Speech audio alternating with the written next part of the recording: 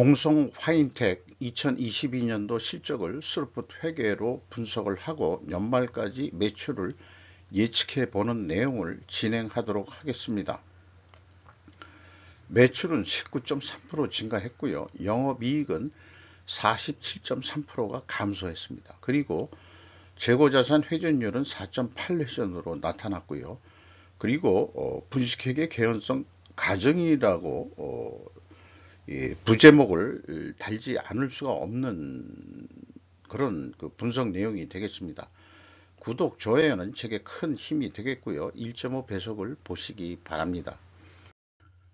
먼저 원가회계 손익으로서 매출은 4,341억 원을 달성해서 전년보다 19.3%가 증가했습니다. 그리고 가공비 배부 재고자산은 좀 적게 증가를 했고요. 요건 그 비교용으로 중간에 집어넣은 것입니다. 매출 원가가 28.9%로 매우 높게 증가를 했어요.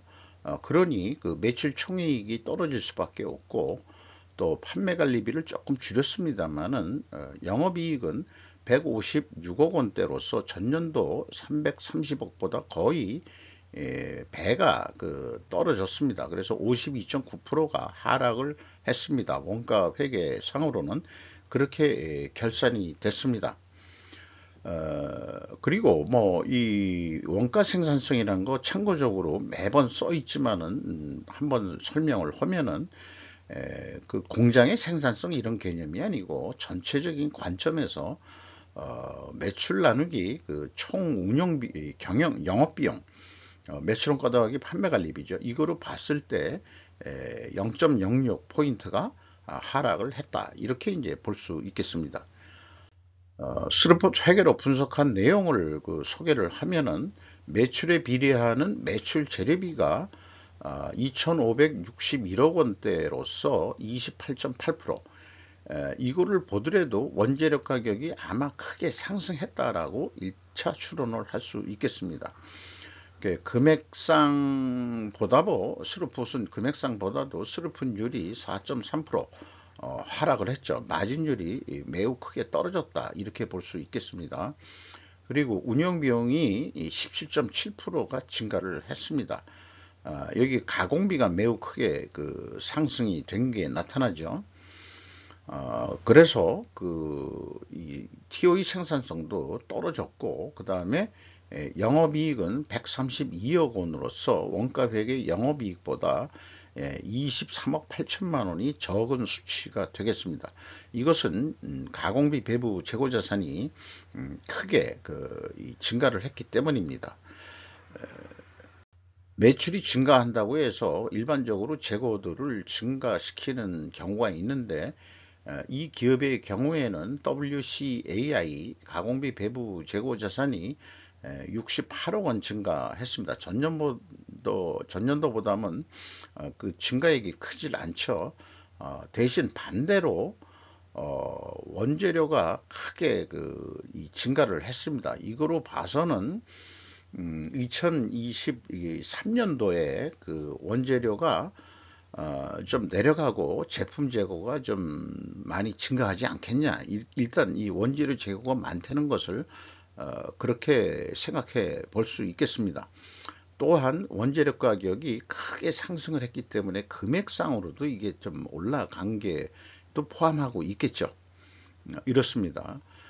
동성 화인tek의 경우 특히 재고 흐름에 의해 원재료 사용액을 필히 검증할 필요가 있다라고 먼저 미리 말씀을 드리겠습니다. 자, 이것은 그동안에 쭉 분석을 하면서 변함없이 이 양식을 소개를 하고 있는 건데요. 기업이 상장 기업이 되면서 기업의 어떤 투명성을 보장을 받으려면은 본인 스스로들도 내부 회계 관리 제도로서 이와 같은 양식에 의해서 원재료를 비율을 들어서 얘기한다 그러면은 제가 지금 원재료 사용액을 얘기했으니까 여기에 이제 원재료라는 이 계정 과목이 들어오면은 작년 말에 넘어온 원재료가 얼마인데 원재료 구매액이 얼마고 그 다음에 생산에 투입된 원재료가 모두 얼마다 이렇게 얘기를 해야 된다는 거죠. 폐기라든가 타개정 대체 이런 것들은 이제 주로 제품이나 뭐 이런 데서 많이 일어나는 일들이 또 되겠죠. 그래서 전체 출고계를 뺀 기말 재고를 표시해주는 이런 방법이 추천된다 할 수 있겠습니다.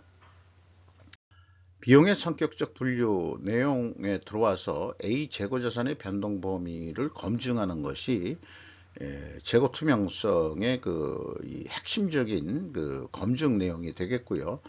여기에서 그 회사도 그 표현한 대로 원재료와 소모품 사용액이라고 표현이 되어 있는데 22.1%가 증가했습니다.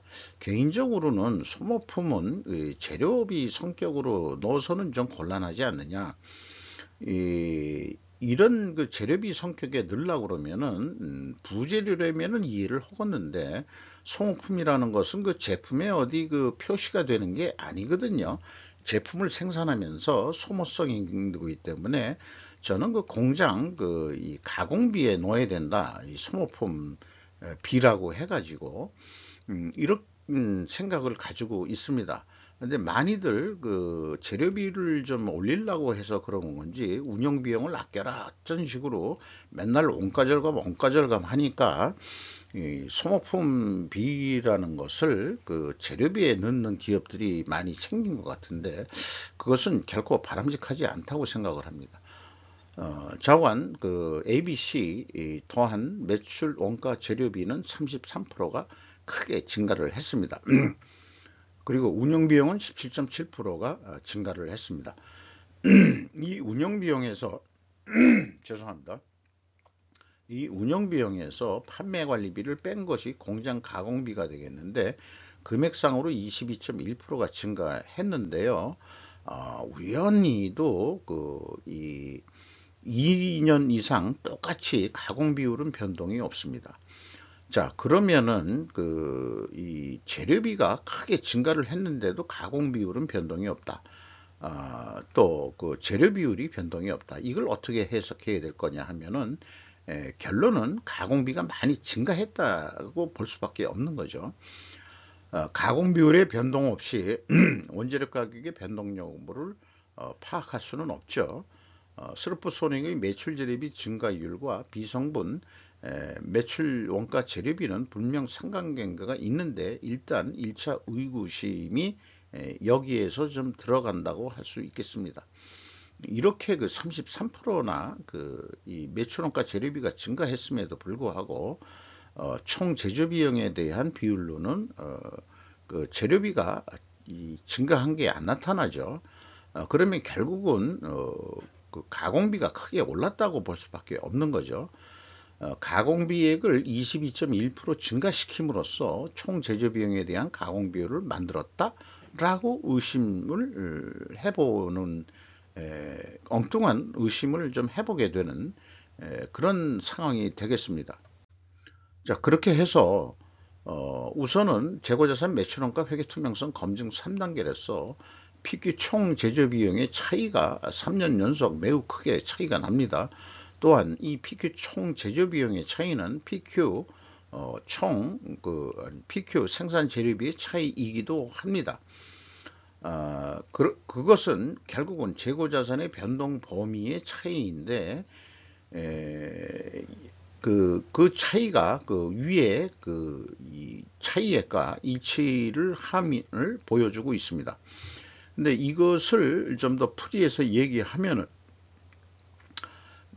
일본 WCI의 가공비 배부 재고 자산은 68억이 증가했다면은 비성분에서는 이게 마이너스로 표현이 되게 됩니다. 마이너스 68억 원. 근데 플러스 148억 원이죠. 자, 이렇게 되면은 매출원가를 크게 증가시켜 가지고 매출이익이 감소하도록 그렇게 하고 있다라고 해석분이 되질 않습니다.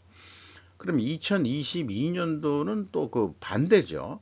자, 이거를 글로 적어 놓은 거로 읽어 드리면은 미성분 재고자산의 변동 범위를 합리적으로 추적할 단서는 전혀 발견할 수가 없습니다. 재고자산 명세를 보더라도. 그래서 흐름이라는 것을 제가 강조하는 거고요. 2022년 매출원가를 증가시켜 매출이익이 적게 나오도록 만들었는데 이 2021년도는 그 반대죠. 이렇게 왔다 갔다 이렇게 그 매년 이렇게 하고 있는 이유가 뭔가 특별 원인이 있을 텐데 그것이 무엇인지는 전혀 가늠하기가 어렵습니다. 더욱이 현금 흐름표로는 대부분 잘 맞히죠. 공인회계사들도 일반적으로 현금 흐름표 기준으로 재고 자산을 맞출 겁니다. 이제 현금식으로 읽으면은 현금이 392억 원이 나갔다면은 재고가 392억 원이 증가해야 되는데 359억 원으로 더 증가했다 이게요. 그래서 그 갭이 32억 원인데 그게 뭐냐 그러면은 재고자산 평가손실, 환입액, 또 폐기손실도 있습니다. 이것을 가감하면은 일치한다는 거죠. 그러니까 2단계에서 그 1단계의 그 차이점이 검증이 돼야 되는데 그 검증이 되지를 않는다. 이 내용이 무엇인지를 알 수가 없다 하는 데게 문제가 돼서 이거를 가지고 저는 분식회계 개연성 가정이라고 그렇게 표현하지 않을 수가 없겠습니다. 운영비용으로서 그 인건비가 390억 원이 집행이 됐는데 전년보다 0.7% 감소했어요. 직원 수는 3명이 감소했고요. 인건비는 변동이 전년하고 변동이 없습니다. 뭐 이 0.1% 하락 요인은 그 수치상의 어떤 그 단수에 의해서 나오는 걸 거고요. 인당 평균 매출액은 그러나 이제 20.1%가 증가를 했습니다. 자, 인건비는 증가를 안 시켰는데 평균 매출액은 직원들이 노력을 해서 더 올렸다 이렇게 볼 수 있는 건데요. 근데 문제는 외주 가공비가 무려 53.1%나 증가했다는 얘기입니다.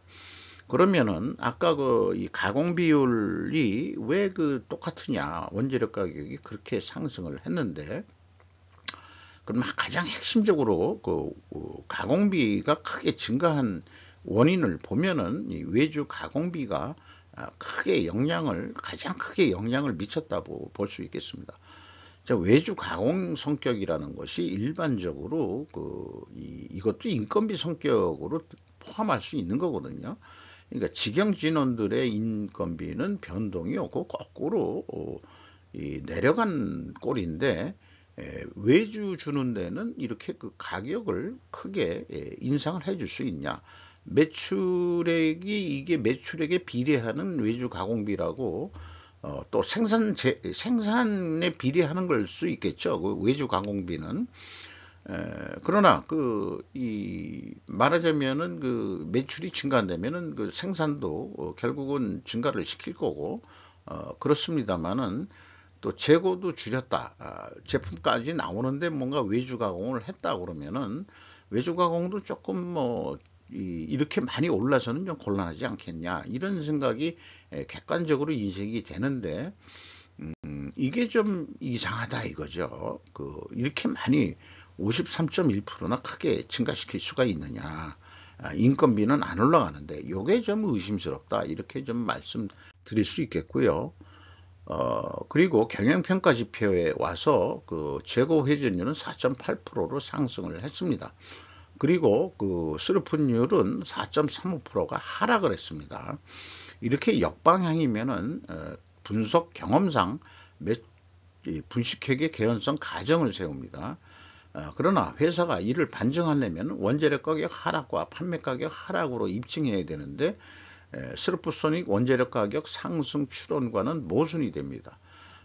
그렇다면 우리 입장에서는 필연적으로 존재할 다른 결과, 이 투명화되는 걸 그것을 수량으로 재고 회전율을 산출해 봐야 되는데 이 또한 외부에서는 수량으로 하기가 어렵지 않겠냐 이거죠. 매출 수량 나누기 그 제품 재고 단순하게 얘기하면은 물론 제공품까지 여기서는 실질적으로는 포함해야 되는 겁니다만은 어쨌든 대표적으로 상징적으로 제품이라고 본다 그러면은 이 4.8의 전으로 증가를 했을 것이다.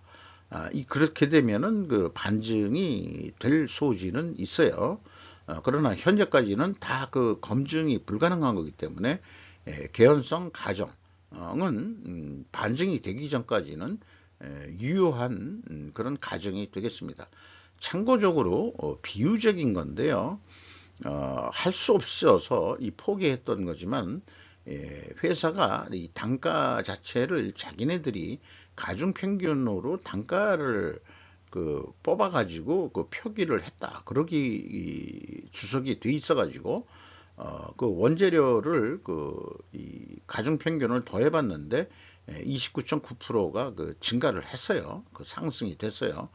재료 비율이 65.1%니까 가격 상승 압력률은 19.5%가 가격 상승 압박이 됐다. 그런데 제품 가격도 가중평균으로 자기네들은 뽑았다고 그러는데 22.7%니까 요 원재료 가격으로만 비유를 한다면 원재료 가격의 상승에 비해서 판매 가격은 낮게 상승이 됐다고 하지만은 실질적으로 원재료나 원재료가 아니고 운영비용 이런 거를 다 무시하고 재료 비율 포션만 반영한다면 19.5%만 인상시켜도 충분히 이 수지는 유지할 수 있는 건데 그거보다는 더 올린 거다라고도 얘기를 할 수 있겠습니다.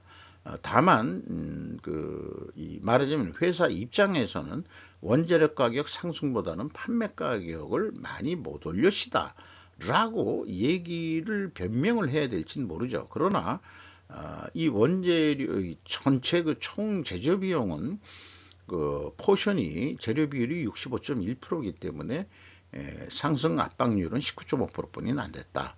그러니까 운영 비용을 크게 아까 얘기한 외주 가공비 이런 것을 크게 올린 게 결국은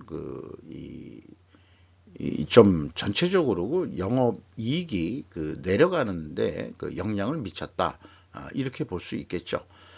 그래서 운영 비용이라는 것은 어떻게 보면 고정비 성격으로 물론 이제 변동이 있는 겁니다만은 슬픈율로 비유하는 것은 일단은 이 경비하고 디커플링을 해가지고 핵심 제조업으로서의 핵심인 재료비를 보고서 얘기할 때는 이거로 봐서는 아까 얘기한 대로 이 원재료 가격 상승률보다 판매 가격은 적게 인상이 됐다. 이렇게 또 합리화를 조금 일부 해볼 수 있지 않을까 생각을 하지만은 그래도 확실하지 않으면은 개연성 가정을 맞으면 무효화하기는 좀 어렵지 않느냐 이렇게 생각합니다. 현금 재무지표로 와서 캐펙스 자본적 투자는 거의 없고요. EAT 세후 현금 순이익이 319억 원으로서 전년도보다 현금 수익률로는 8.7%나 하락을 했습니다. 채권자한테 일부 조금 돈을 더 추가로 빌렸는데 레버리지율은 31.7%가 되겠습니다. 주주잉여 현금 흐름은 이익배당 성격이 되겠고요. 그 다음에 FEM 최종 57억 원의 현금을 벌었다. 이렇게 말씀드릴 수 있겠습니다. CBRR 리스크 대비 현금 버퍼율은 6.5%서 좀 충분하지 않게 가지고 있고요. 이 잉여금률은 74.6%로 떨어졌습니다. 이것이 영업실적은 크게 좋아지진 않았는데 주주들한테 배당 약속이 있어 가지고 또 배당을 하고 이러는 바람에 결국은 이익 잉여금 내에서 배당이 결국은 나가는 거니까 이게 줄었다 이렇게 볼 수 있을 것 같습니다. 2022년도 실적을 가지고 원가회계 패러다임으로 예측을 해보는데 워낙 PQ 총 제조 비용의 차이 금액이나 PQ 매출 원가의 차이나 같습니다. 그러니까 P 공시된 매출 원가가 더 좀 높게 나오는 거죠. 그래서 실질적으로 Q 매출 원가가 더 합리적인데 현재로서 데이터들은 P 매출 원가 기준으로 할 수밖에는 없습니다. 217억 원의 갭이 있다는 게 이제 이게 문제가 되는 거죠. 그걸 무시하고 여기 이 총 제조 비용을 산출하는 데는 실제 이 재고자산 명세에 의한 것을 반영을 했습니다. 그래서 2023년도에는 한 5천억 정도를 하지 않겠냐. 요거를 어떤 납품 단가로 비율을 해서 얘기한다면은 50만 원의 단가 계약이 된다 그러면은 예상은 재고가 10% 증가한다고 봤을 때 19,529원. 예상보다는 더 이익이 나니까 여기에서 50만 원만 받으면은 이익을 날 수 있다, 이렇게 사업 계획을 할 수 있을지 모르겠어요. 그런데 원가 회계는 재고를 2022년 말보다 10%더 감소를 시킨다면은 영업이익은 39억 원으로 크게 곤두박질해서 떨어지게 되어 있습니다. 이것이 이제 원가 회계의 고질적인 문제점이라는 것을 말씀드릴 수 있겠고요. 스루풋 회계로서 전망을 해본다 그러면은 단가를 얘기해서는 52만 원 정도는 받아야 됩니다. 그런데 이 세상을 원가 회계가 지배하다 보니까 결국 이 원가 회계 개념으로 계약된 50만 원으로 계약할 수밖에 없죠. 그렇게 되면은 3,595억 원의 적자가 나게 되어 있습니다. 이것을 흑자로 돌리려고 하면은 재고 회전율을 5.5회전까지 상승을 시킨다. 14.1% 증분율을 실현시킬 수 있는 방법은 전사가 다 노력을 해야 되겠죠. 그렇게 되면은 매출액이 100만 원 단위로 다시 돌아와서 얘기한다면은 5,700억 정도는 해야 235억 원의 이익을 낼 수 있다. 이렇게 이제 볼 수 있겠습니다. 이렇게 이제 스루풋상으로 사업 계획을 좀 해볼 수 있다는 얘기고요. 원가 회계 매출 원가와 애초 갭이 커서 스루풋 관점 매출 단가가 높게 나옵니다. 원가 회계 단가로 판매하더라도 재고 회전율 상승으로 수익 창출의 길은 열려 있다. 이렇게 이제 표현해 볼 수 있겠어요. 주가를 보면은 11,370원으로서 520원 상승했습니다. 장부 가격 대비로는 220%로도 이것도 약간 상승을 했고요. 주주명을 보면 동성 케미칼이 39.5%를 가지고 있고 다른 거는 다 소액 주주로 되어 있고요. 이 동성 케미칼의 최대 주주는 DSTI라는 데로 되어 있는데 41.5%를 가지고 있고, 이 DSTI의 또 최대 주주는 백정호 씨라고 개인 이름이 나올 때까지 추적을 해본 건데 TSTI 회사의 72.39% 지분을 소유하고 있습니다. 동성 케미칼이라는 데가 지배기업으로 되어 있네요. 자, 이상 마치도록 하겠습니다. 감사합니다.